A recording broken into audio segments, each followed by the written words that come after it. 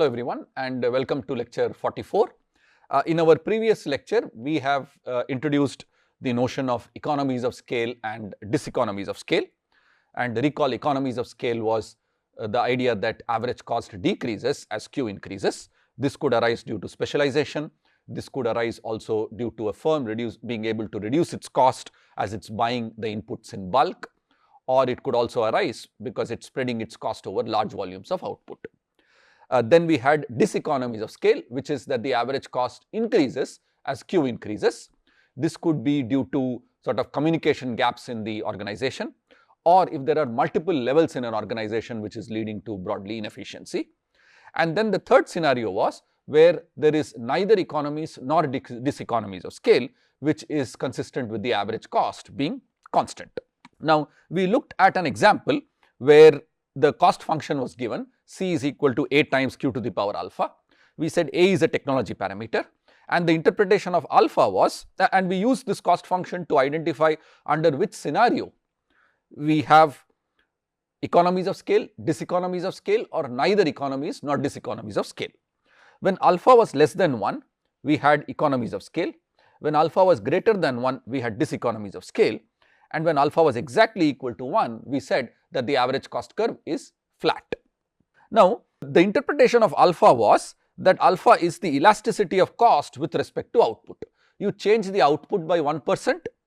What is the impact of this 1% change in output on the cost? So, the percentage change in cost, the impact of a 1% change in output on the percentage increase in cost, right. So, we defined it as the change in cost resulting from a 1% change in output. And the algebra was similar to how we computed the price elasticity of demand.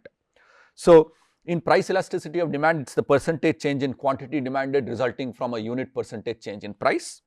Here, alpha is the percentage change in cost resulting from a unit percentage change in quantity.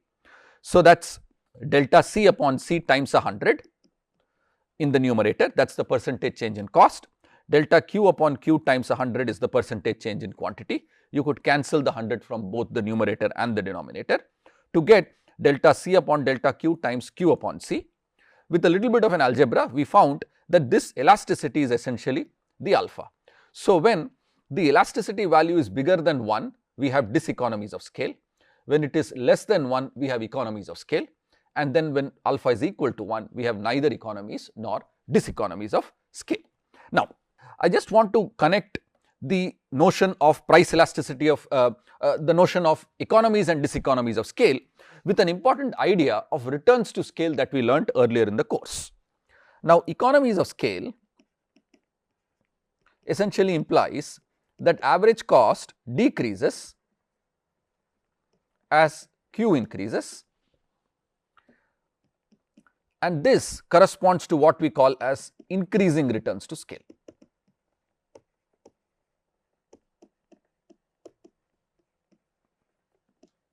IRTS, right.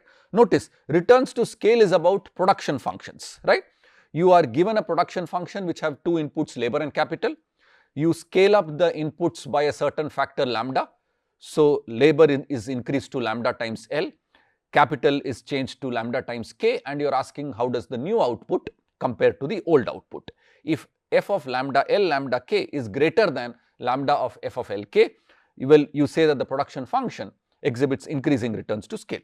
So, for example, if you have, if in the one input production function, if you have Q is equal to L square as your production function, right, that is a technology which exhibits increasing returns to scale.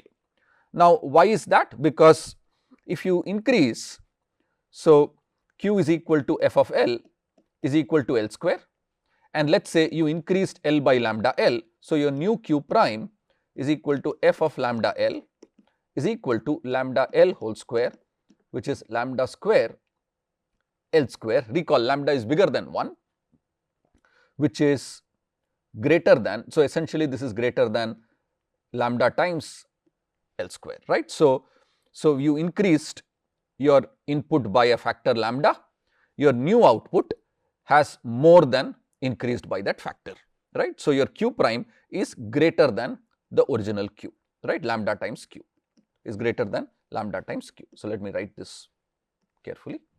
So, this is essentially lambda times q. So, your q prime is greater than lambda times q. Also notice here what would be the average cost.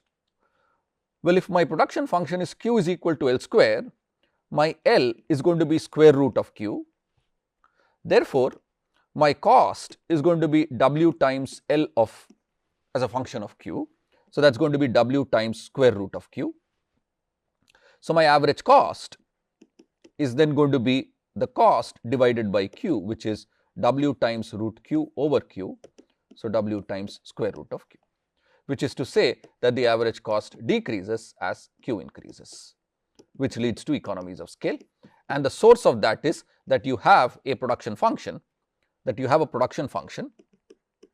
which is exhibiting increasing returns to scale, right. So, increasing returns to scale and economies of scale will go together, though keep in mind that economies of scale deals with how average cost is changing. In fact, average cost is decreasing as q increases. Returns to scale, or specifically increasing returns to scale, is dealing with how your output is changing and is dealing with the production function. The next part similarly is about diseconomies of scale. This tells you that the average cost is increasing as q increases, and this corresponds to decreasing returns to scale.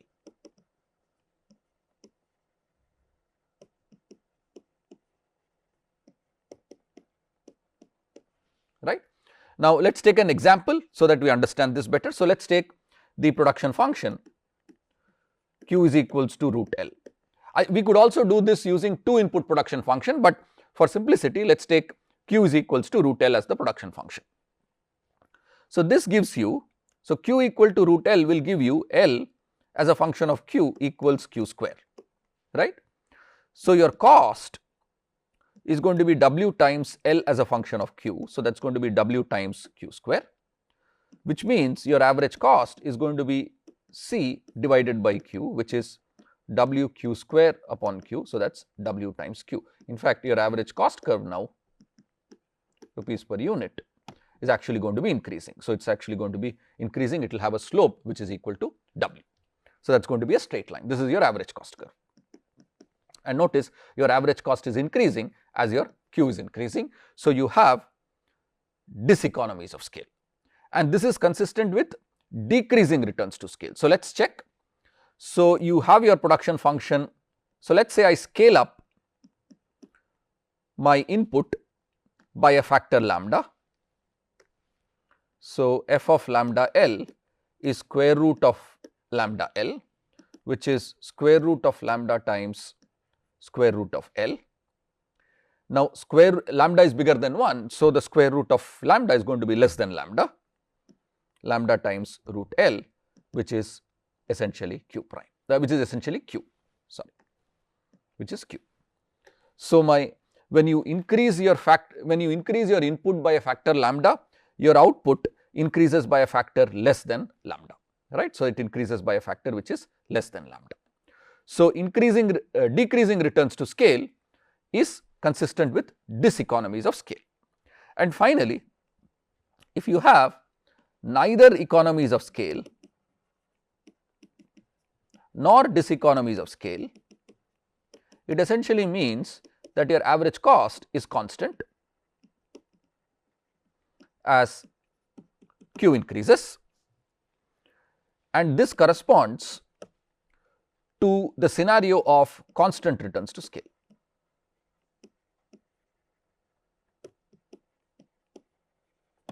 Right. So, you have constant returns to scale.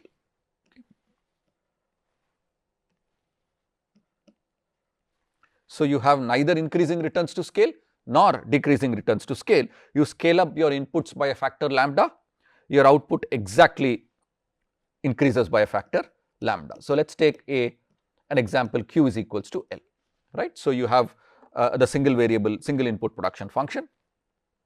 Now, because q is equal to L, L of q is essentially equal to q. So, therefore, the cost is W times L as a function of q, which is W times q. So, therefore, the average cost is going to be the cost divided by output, which is WQ over Q, which is equal to W, and that is a constant, right. So, this is an example where your average cost curve is perfectly flat and is equal to W, a number, and as Q increases, the average cost curve continues to be constant. Okay. So, if I were to draw the average cost curve, the average cost is going to be flat at W. And why is this the constant returns to scale? Because now notice, if you have Q prime is equal to f of lambda L, which is lambda times, right. So, lambda times L, which is equal to lambda times Q, right. So, I scale up my inputs by a factor lambda, my new output is exactly changing by the factor lambda. So, you have constant returns to scale, right. So, economies of scale, to summarize, relates to increasing returns to scale production function. Diseconomies of scale corresponds to decreasing returns to scale production function, and neither economies nor diseconomies of scale is related to the constant returns to scale production function. Now, why is this going to be relevant? Because this is going to be very useful in our next topic when we talk about market structures, right, and very soon we are going to introduce market structures in a few minutes, right. Now, before I leave this, let me sort of give you the big picture so that these do not appear as disjointed units. Now, in our discussion we have spent quite a bit of time discussing cost functions and drawing the cost curves, but notice we started first with the production function.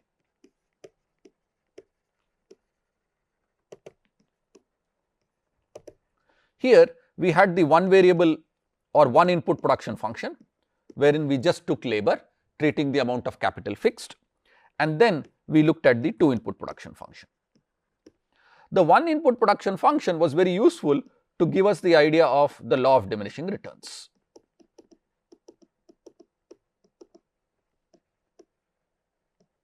Right.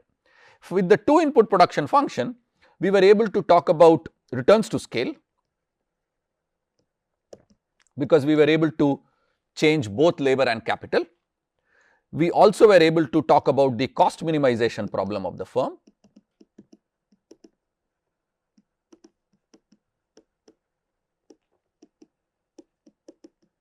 Right, and specifically we were able to talk about the tangency condition, and this allowed us to talk about the cost function, right. We solved the cost minimization exercise of the firm to arrive at the cost function, and we got both the long run as well as the short run cost function. In the short run, capital was fixed, and in the long run, both labor and capital were changeable. The firm could choose both labor and capital. Once we had the cost function, we wanted to draw the cost curves. We started with the short run cost curves, and specifically we talked about the fixed cost, the variable cost and the cost, and the corresponding average fixed cost, average variable cost and the average cost, and finally we linked the marginal cost with these graphs.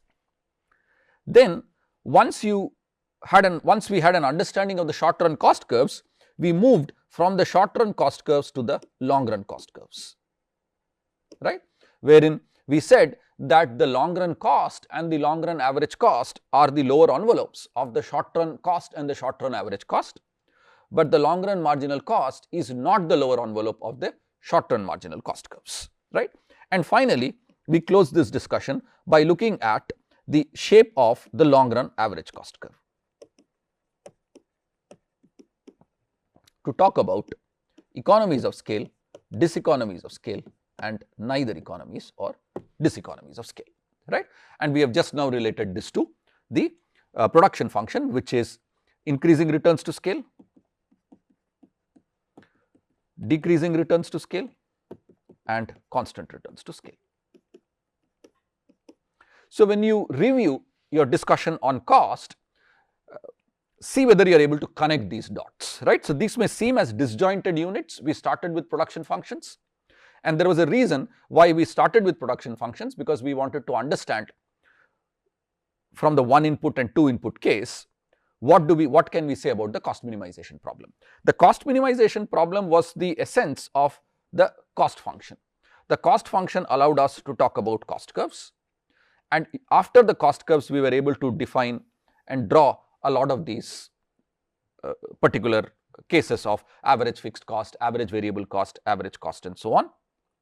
And finally, we are now able to talk about the shape of the long run average cost curve. Okay. So, and we have also discussed many examples. So, make sure you have done those examples. Try and solve those examples yourself, and make sure that you are able to draw the cost curves. Okay. Now, I am going to leave the discussion on cost at this point, and we are going to introduce a new topic, which is perfect competition.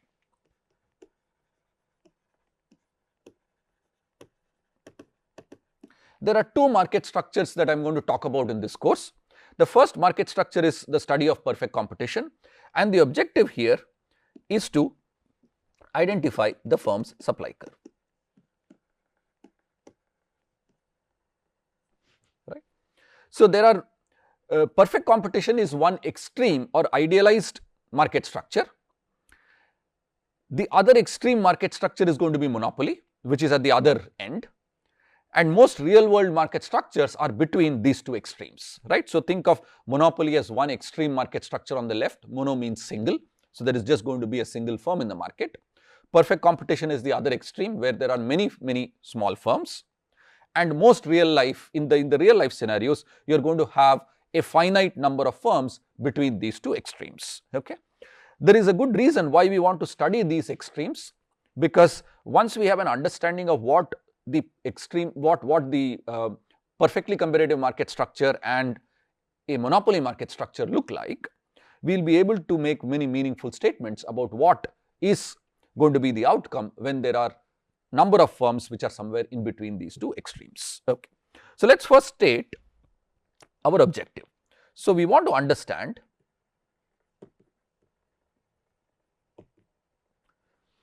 the output decisions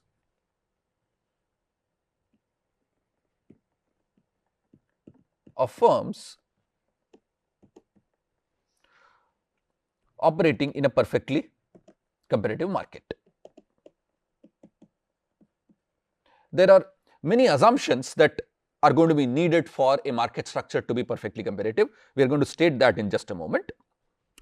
So, we want to understand the output decisions of firms operating in a perfectly competitive market.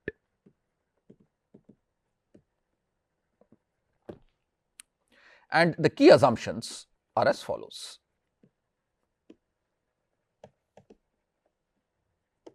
Okay. So, I list them one by one.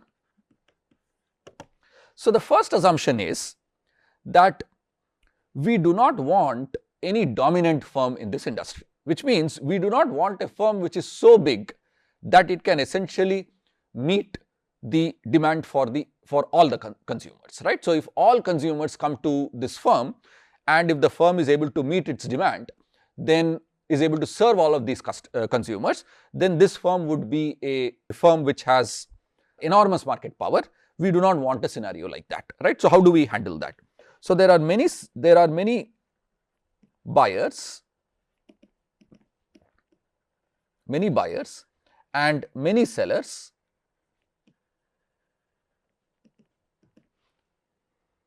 in the market, each of whom is small relative to the size of the market.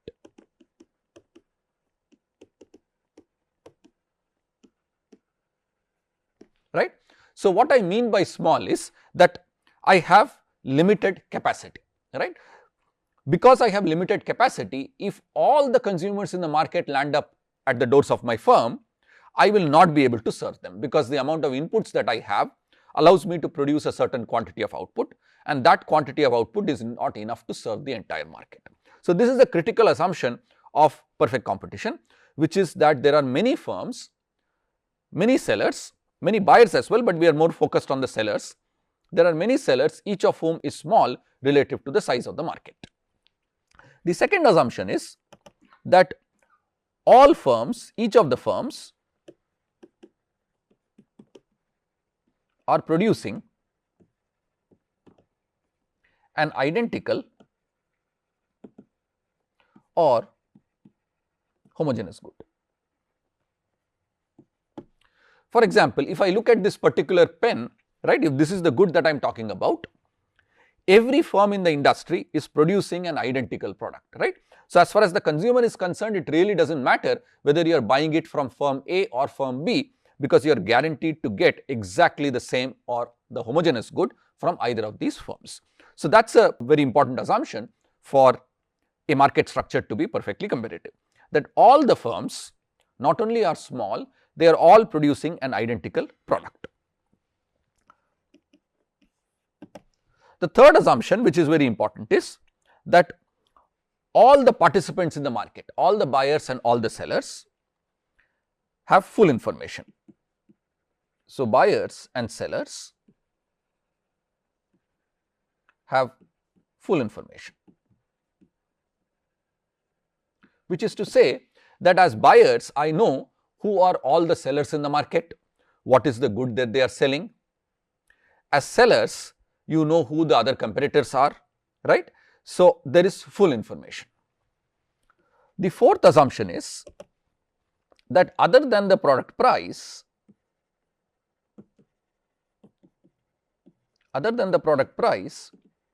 the buyers do not incur any other transactions cost, transactions or transportation cost, right. So, the only cost that I as a buyer incur is the cost or the price that I pay to buy the product, right. So, even if there are any other of these sort of transportation costs, so I took a vehicle to reach the seller, those are very, very small compared to the overall costs that I incur. So, we are just going to ignore those, right. So, other than the product price, the buyers do not incur any of these other costs. The last assumption is not something that we immediately need, but for completeness I will state it. When we talk about long run supply, I will need this, right. So, A5 is only going to be needed in the long run. The industry is characterized by free entry of firms into the industry and free exit of firms from the industry. At this point, I am just going to list it. This will make more sense once we talk about long run, where firms are going to be entering the industry and firms are going to be leaving the industry. But at this point, I only need the first four assumptions, right. So, I will ask you to focus on these four assumptions. Now, think about what this means. There are many sellers, all of whom are selling an identical product. Buyers have full information. So, as far as the buyers are concerned, the buyers are going to be viewing these goods as perfect substitutes, right. So, there are many small firms which are selling the good, and not just that, they are selling the identical good. Buyers have full information, so they essentially know the quality of the good which is being sold by each one of these sellers, and more importantly, they know that these goods are perfect substitutes, right. So, what does this mean then? So, taken together, assumptions 1 to assumptions 4 imply that no single firm in the market can individually influence the price of the product. And let me state why we are making that claim. The fact that there are many small sellers selling identical product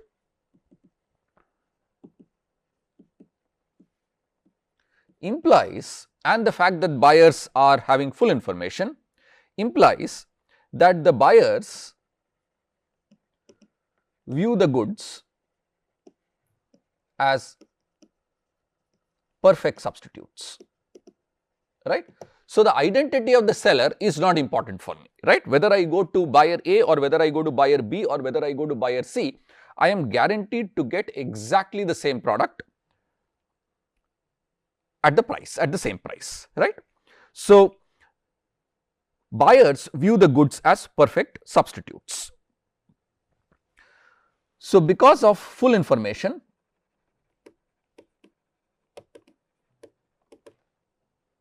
consumers or the buyers know the quality of the good.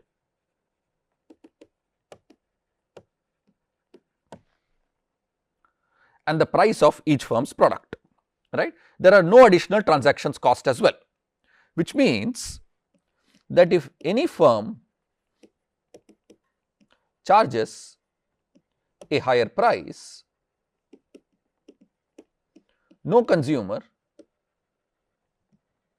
will go to that firm and will instead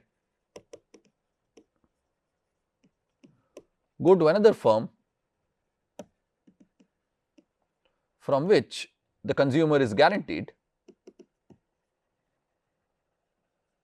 to get the product, the same product at a lower price, right. So, if any one of these firms is charging a higher price, no consumer will go to that firm, right. Why should I go? Because I am guaranteed to get exactly the same product. The goods are perfect substitutes.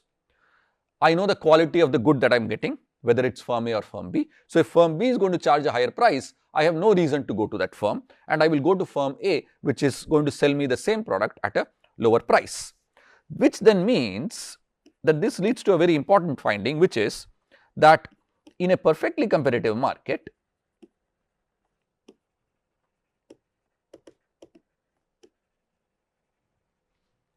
all firms are price takers, right.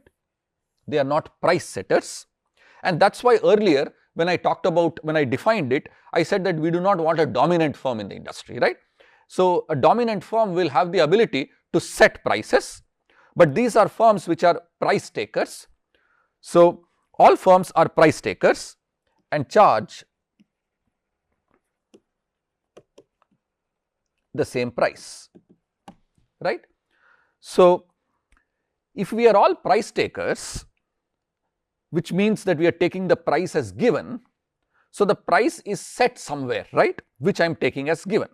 So, who is setting the price? Well, the market system is setting the price. So, the price is determined by the interaction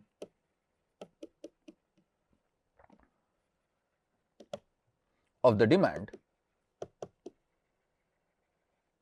and the supply curve, right.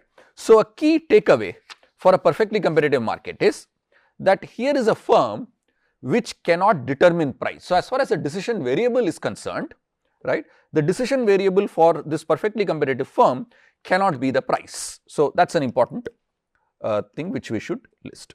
So, price is not the decision variable for the firm.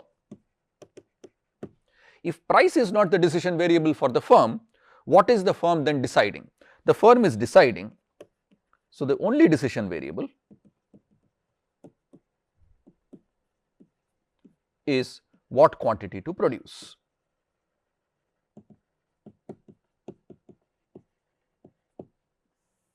right. Now, this is different compared to the CD manufacturing firm that we saw earlier in the course, right. This CD manufacturing firm was the only firm in the market. So, it had enormous market power. Because it had enormous market power, it was able to determine what is the price it should charge for the product. In fact, if you go back to your earlier lectures wherein we introduced the notion of marginal analysis, we looked at this particular example of a CD manufacturing firm where I had a downward sloping demand function or an inverse demand function, and we identified what the quantity the firm should produce, and using the inverse demand curve we identified what price it should charge, right. So, notice we identified the price that the firm should set. So, that was a firm which had the ability to set prices. It had some amount of dominant power. Here is a firm which is taking the price as given. Price is set by the market. If the price is 10 rupees per unit, which the market sets, I will take the 10 rupees per unit as given. The only thing that I will decide is what quantity to produce, which then tells us how does a perfectly competitive firm then decide what quantity to produce. We will take a few examples and solve for what is the profit maximizing quantity for a perfectly competitive firm. We will first do it in the short run, and then we will move from the short run to the long run. We will discuss this in our next class. Thank you.